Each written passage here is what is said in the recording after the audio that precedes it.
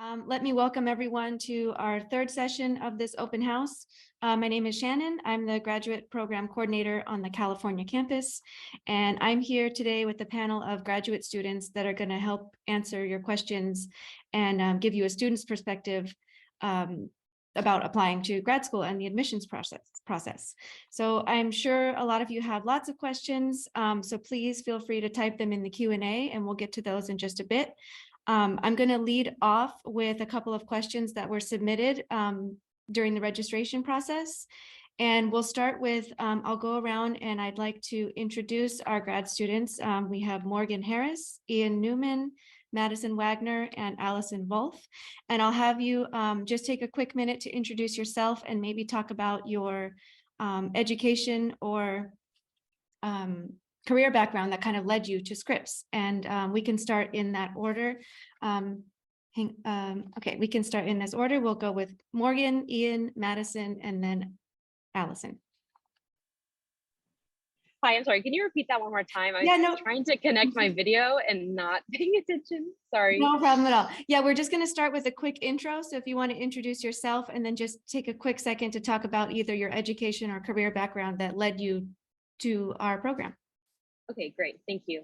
My name's Morgan. I'm a first-year grad student. I did my undergrad at Williams College, and then I worked in a malaria research lab for 2 years and then applied to Scripps, and that's how I got here. Great. Ian? Hi, I'm Ian. I did my undergrad at the University of Miami, and there I was in an Alzheimer's disease lab studying kind of drugs that could possibly treat that. And then here now in the second year, between two labs, the Sue lab, Andrew Sue, and Michael Petrashek. Madison? Hi, my name is Madison. I am a first-year student in the Engel lab. We do catalysis and organic chemistry. I actually did my undergrad at California State University, San Marcos, and I had transferred from a community college. I did my first 2 years at Palomar. And I'm a first-generation college student. I didn't take a gap year. I did all of my research during my undergrad in the IF lab, where I worked on organic methodology development. And Allison. Hi, my name is Allison. I'm here on the Florida campus, and a little bit about myself. I did my undergrad at UC Berkeley, and then I went to Israel, to Tel Aviv, to do my master's degree in physiology and pharmacology. And now I'm rotating in the Page Lab and focusing more on neuroscience research. Great. All right, thank you. So let's get into the questions. And I think we can just we'll go in that same order. We'll go Morgan, Ian, Madison, and Allison. First question is, what are your biggest recommendations in preparing for submitting an application? So my biggest recommendations, definitely start early. Make sure that you've spoken to the people who you're interested in having write your letters of recommendation. I think it's also crucial to outline personal statements early and write them as soon as you can, and then have people that you perceive are smarter than you review them. So like people who give you a really straight opinion about something, because that's how you really create your best work. It's when you're getting lots of critical opinions back about it. I totally agree with that. And I'd also add that it's kind of an opportunity for self-reflection too. So when you're writing these, you can really start to think about, why do you really want to go to grad school? What labs or science are you really interested in? And so as well as being a bit of a chore to actually put together the application, you can also use that as a bit of a benefit to yourself and your journey.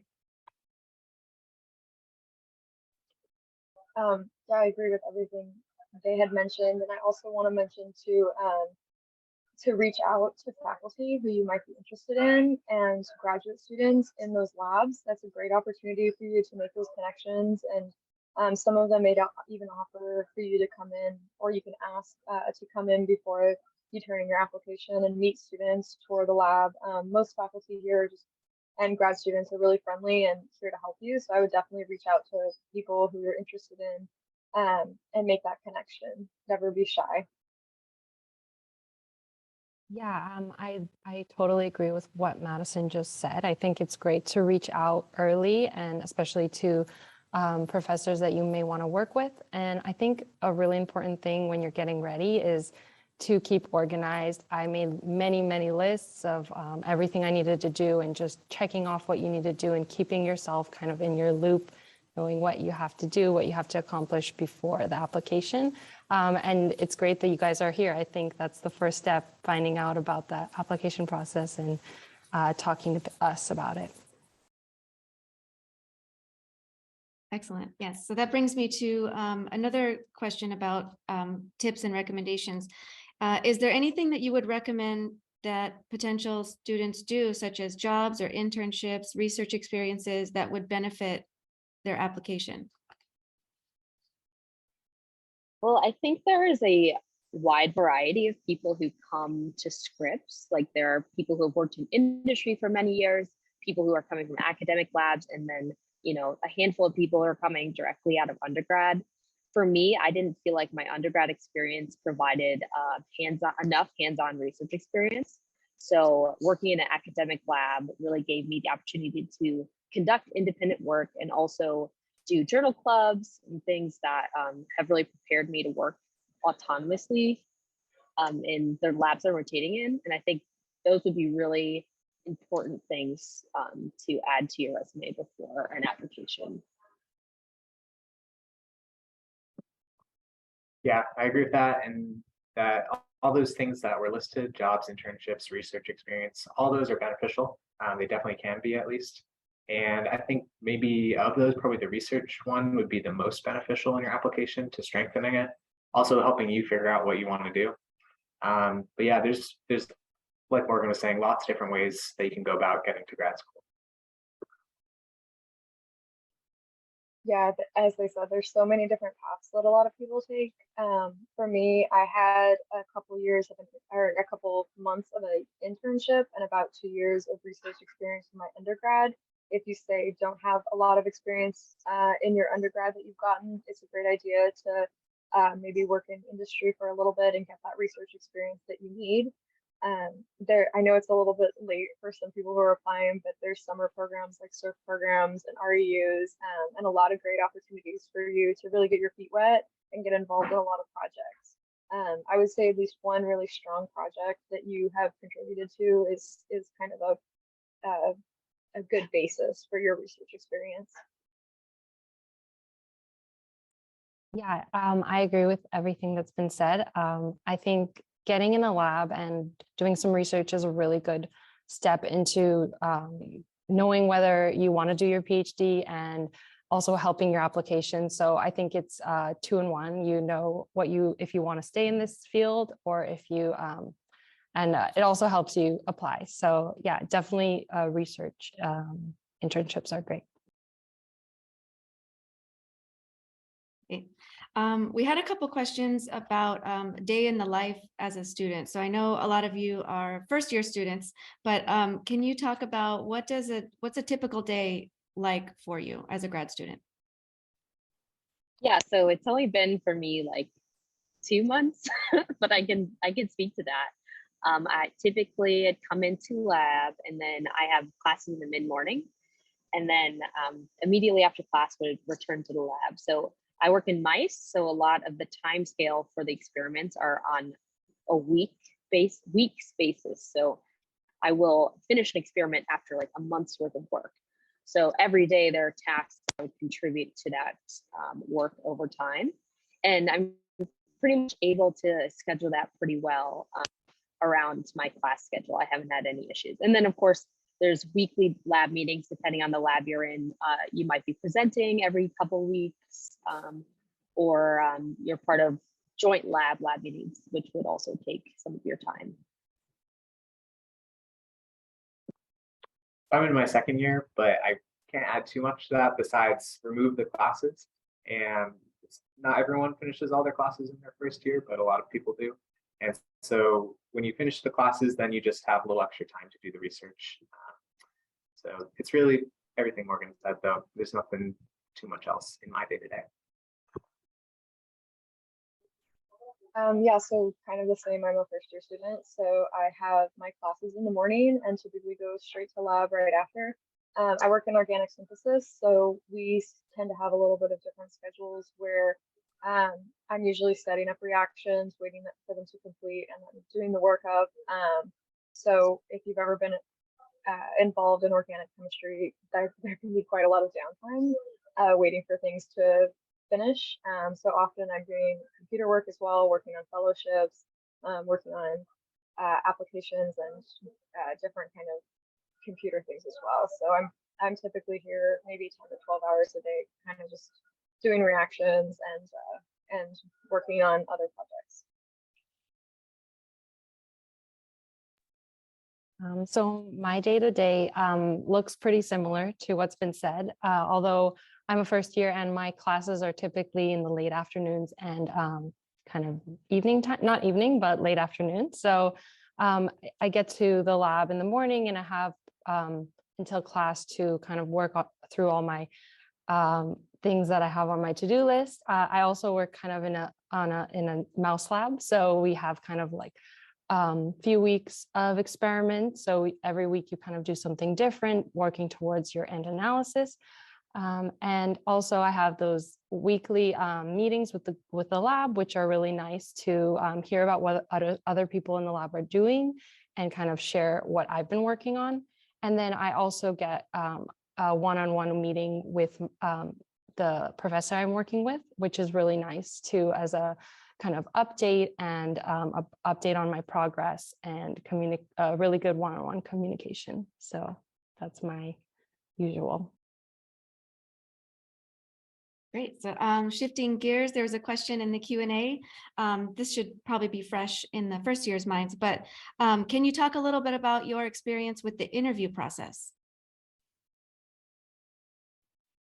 Yeah, it was definitely for me kind of fun because it was the only in-person interview I got to do, and it's in the winter time, and I was in Minnesota, so I got to come out to sunny California for the interview. I would say it was an incredible experience to really get to network with some of the grad students and hear about their experiences, and they really have the inside scoop on the labs, which I appreciated because I was all ears and I was still exploring kind of the topics I wanted to do in my research. And I would say just make sure you're prepared for all of your interviews because you're given a list of who you speak with. So being aware of like the work that they've recently published and the primary projects in the lab will take you a long way. Yeah, the interviews were a little further away for me, but only by a year. What I remember of it is that it was just really enjoyable, to be honest. The same kind of prep I did for that too, just reading recent papers, kind of figuring out what's going on in the labs, and preparing a few questions that would be spurred by what I've read of what they're doing. And then just the conversation itself was just very easy. Everyone was very kind. It was a good talk. Yeah, I can say the same for me. The interview weekend was really enjoyable. I'm not sure if many people had like a one-on-one kind of interview experience, but I just did the group interview. And it was really great. You meet a bunch of faculty who you're interested in. I too like went and researched a lot of the papers and a lot of the history behind the lab, and really you're just talking with the advisors and trying to find where you fit in. It's pretty low stress, and a lot of the grad students kind of scoop you up and take you around, and that it was just a really enjoyable experience. So I wouldn't be too stressed out about it. Yeah, I agree with everything that's been said. I had a really enjoyable interview weekend. Part of the reason I'm here. It was not as intense and stressful as I imagined. It was really quite a lot of networking, a lot of just hearing about experiences, and I think it was great. So it's nothing to be nervous about, as was said before. Great.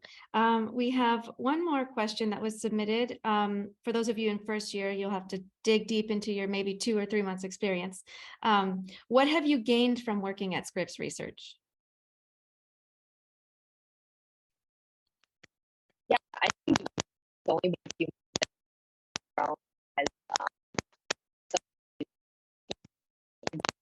Sorry, Madison, I'm sorry, I don't know if anyone else is hearing that. Your audio is a little bit choppy.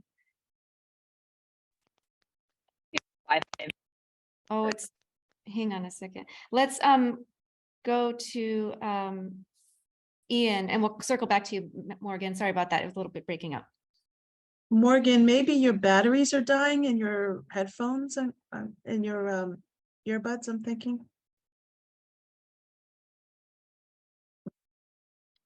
For me, the things that I feel like I've gained most from Scripps would be one, that I have a lot of colleagues that I feel like I can lean on for very diverse expertise. So myself being between two labs, between a computational one and a molecular bioaging one, there's a lot of techniques and subject matter that I kind of have to touch into that isn't an expertise of anyone in one of the labs. Maybe it's in the other lab, maybe it's kind of in between the two. And I feel like the colleagues that I have here are great. I can just reach out, get help, either shadow a technique or just learn about it. So that'd be one. And then the second one would be the independence that I've got. I think that kind of, it's partially Scripps, but it's also partially the mentors that I have. So I just feel like the project that I have, it's very, because it's between the two labs, partially that too, maybe. I have a direction that I'm going, but the day-to-day, I'm actually just working myself, not really being checked in on, but like coming when I have data to show. And for me, that's the way I like to work. So it's very nice to have that. And that kind of independence, along with the tools that are there when I need help or want to search for help, has made a really good experience.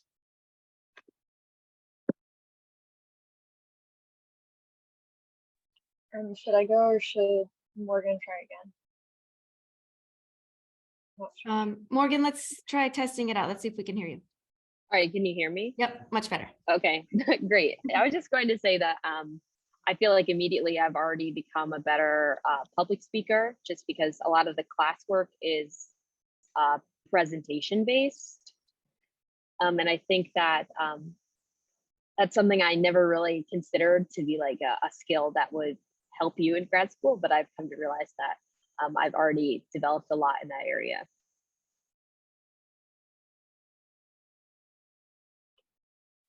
Yeah, I think what's great about Scripps is it gives you this opportunity to be surrounded by really really bright people who are kind of going after the same goals as you. So it gives you a really professional atmosphere. You don't really feel like you're, say, at like a university as much as you feel like you're walking into a job every day, which is something that I really liked about Scripps. I think it's really given me a great network of people who share the same goals, who are very incredibly bright, and you're constantly kind of being not tested, but you kind of feel like you're being tested because you're constantly trying to improve yourself. And I think that's what's really great about the environment at Scripps, is that what I've gotten out of it is that it's really pushed me to push myself. Yeah, so something I really have enjoyed over the past few months is just the passion I see in a lot of scientists and a lot of the professors here, going to different seminars and just listening in on different lab talk. It's nice because just even in the hallway, you hear people collaborating, talking about what they've been doing, and you can really feel that people care about what they're working on, which is something I really like. I like to see the passion in science. So I think it's a great environment for someone who also enjoys talking about science, learning science, and just there's so much out there, and Scripps kind of has a lot of good people that want to further, the development. So it's really a great environment, I think. Thank you. Yeah, that leads me into the next question, which would be, what are some of the factors that led you to accept your offer at Scripps? And maybe if you can talk about how did you go about choosing your first rotation, or maybe in Ian's case, your advisor? Yes, hopefully my audio Yeah, cooperates. Okay, great. I chose Scripps mainly. I knew I wanted to be in Southern California, so that was a huge component, just because I was relocating with a partner who works in biotech. So I had to consider a location very strongly. I also was really interested in the fact that Scripps allows you to collaborate across departments, and you do not choose a department until you choose a lab. And I thought that was really exciting to be able to explore, because there are very few umbrella programs that exist at other graduate institutions. And then choosing my first rotation, I was really drawn to the work Howard Hang's lab during interviews. And then after doing more reading, I realized that this was something I wanted to do. And I mean, I liked it so much, I'll probably end up going back, but I like the opportunity to be able to rotate just so I could pick up more skills than say if I just join a lab right away. But some people choose to join a lab right away and are very happy with that choice. I think for me, what led me to accept the offer was that I was very just excited about the research and the interviews I'd had during the interview weekend. Then for deciding the first rotation, it was probably the lab I was most interested in, with my interest being prior in Alzheimer's disease, but then aging. Michael Petrczak really fit into that role. And then after that, I did 2 rotations, one with Shengwei Yang and then one with Andrew Su. And by the end of those, I knew I really liked the science that Michael was doing, but I also really liked the tools and the approach that Andrew was doing. And so I approached the 2 of them to see if there was a way to collaborate between them and have them both as my mentors. And so that kind of discussion and thinking in that space eventually led me to be very sure that that's where I wanted to be. Yeah, for me, Scripps had always been kind of my first choice in terms of the TA requirements. Well, I guess the non-existent TA requirement, not having a set amount of rotations. A lot of universities require you to do 3 or 4 rotations, whereas Scripps kind of allows you to choose how many you want to do. And I think the environment here, as I said, it's very much more like coming into a job or a workplace versus coming into a university. So that was really exciting for me. And since they are pretty much solely focused on biomedical development, and mainly just like kind of bio and chem, that was like a really big draw for me, since I was really interested in chemistry.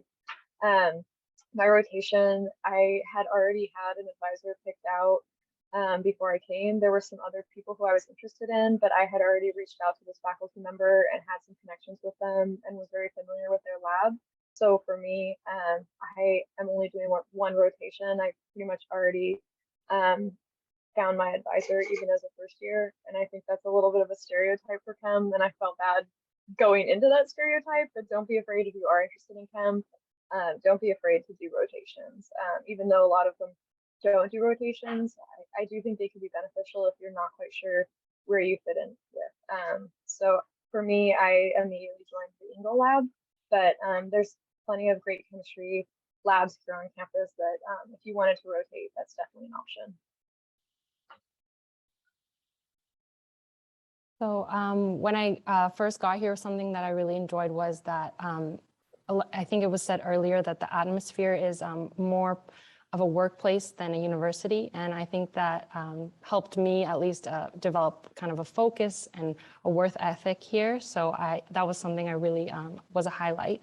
And then as for my rotation, I actually met my Damon Page, the professor I'm working under now, at interview weekend, unexpectedly that I wanted to rotate in his lab. He wasn't someone I was looking at originally, but I had a really great conversation with him, and it kind of sparked my interest into something new and something I didn't do before, as I had a different kind of background than neuroscience. So I think it's nice because you have an opportunity here to kind of jump into different fields. And I'm finishing off my rotation in a couple of weeks, and then I'm going to try something new, and kind of that'll help me round out of where I want to be, which is great that I have that opportunity here. So. Great. It looks like we have addressed all the questions that were in the Q&A. So we still have a little bit of time if anyone has any final questions, if they'd like to submit. Otherwise, we can turn it back over to Dawn. Shannon, I'm wondering if we can pull on a couple of threads that were mentioned by Ian and Madison in particular, but I think Allison and Morgan also mentioned a couple of things. One, the idea of keeping an open mind, it sounded like Madison certainly knew who she wanted to work with, but she still had other options. I wanted to talk a little bit about that, especially seeing that, when you came to Scripps, you did have the entire faculty in which to choose from, depending on, of course, your interest, but you can jump from, neuroscience to immunology. And you heard how Ian has two mentors. I'm wondering if we could talk a little bit about being open-minded to different research options before you actually get to graduate school and have a chance to interact with various labs. Do you guys mind talking about that a little bit? No, that's a good point.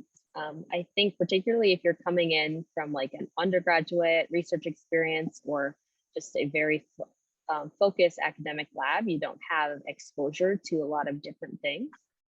And at least for myself, I knew that I wanted to take the first year to explore. So I was really excited to rotate 3 times and make sure I made a good and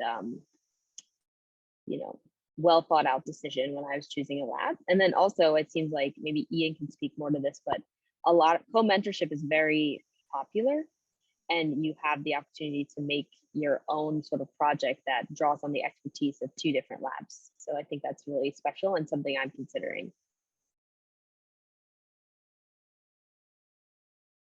Yeah, I would totally agree with what Morgan just said. I can't add too much more to it, to be honest, because I came in knowing that I was very interested in the aging space. I had done that prior Alzheimer's disease work, but I also felt like that was all the prior work I had done. I didn't know if my interests were spanned more different areas than just that. And so when I did that first rotation, I was pretty happy with it, and I was pretty sure this is a lab that I could totally just join and right away go into it. But for me, I also wanted to look at a few other labs. Chunlei had reached out to me earlier, so I was interested in kind of seeing what they were doing. And then from that, I saw that there's this whole space of the computational biology that was something I was always interested in, but hadn't really had much experience in. So I figured if there was any time to do another rotation before doing the rest of my PhD, now is the time. So then that's what led me to Andrew's lab. And yeah, I think the being open isn't necessary. That you can have very defined interests and you can go right into it. But a lot of times you'll find that there's a lot of things that would be interesting to try. And if you want to just take a month off to do that, rotations is a perfect time to do it. Yeah, and there's definitely really good benefits to rotating. You get to meet a lot of faculty, you get to try them out for your advisor committee. There's a lot of great opportunities there in rotating. For me, the reason that I didn't was because I was specifically interested in catalysis and methodology development. So the Inga lab is kind of one of the main labs on campus that does that. I wasn't as interested in total synthesis, but I was invited on my interview weekend. I was invited by a biochem professor and a structural biology professor to interview with them. And I went ahead and did that, even though that is like so far from my background. And I actually did consider talking to them and consider their labs. And I think that you can still have an open mind while still having more of a narrow subset of interests. And, you can consider things and always go back to the thing, that you wanted. So I would say definitely have an open mind on things, definitely interview with professors who request you, even if they're completely outside of your interests. I would just never stop pursuing those connections and pursuing other avenues of research.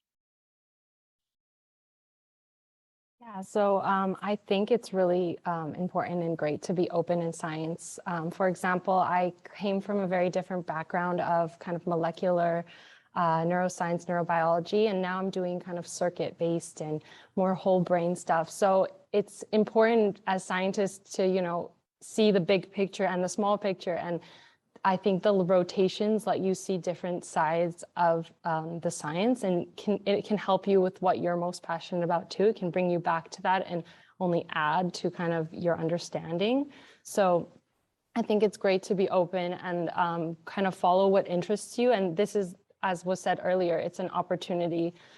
You get to learn skills from different labs and bring them back to your own research and use those as tools for your PhD, which is something you will rely on, I think, as you go through your PhD. Can I add one more thing too?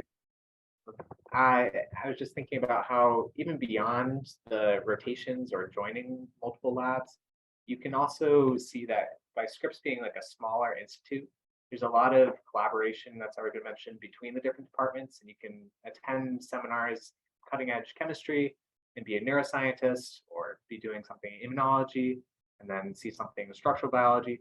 And so that kind of collaboration that's going on is also a space where by being open, you can pull in a lot of cool vantage points to your own research and see it in ways that you wouldn't otherwise see it. And I'd say that's one of the other big benefits of Scripps.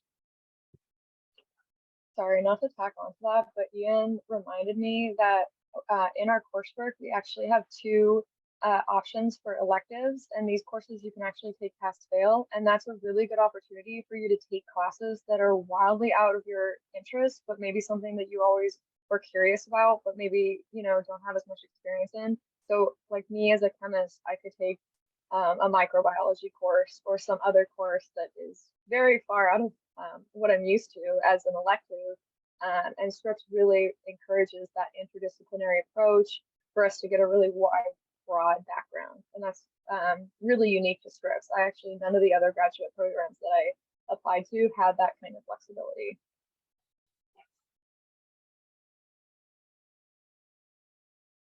Fantastic. You hit on all the other points that I wanted to make, the interdisciplinary approach, and then also really the bigger picture in terms of being well-rounded scientists and having exposure to all different types of science. That to me is one of the greatest benefits to being at Scripps Research as opposed to some other institutions. So thank you all, Ian, Morgan, Allison, and Madison. We very much appreciate your time and all of the great advice and input that you gave to prospective students. We do hope that you'll get a chance to meet with some of them in person in the coming months. Yeah, thank you. Best of luck to all the prospective students.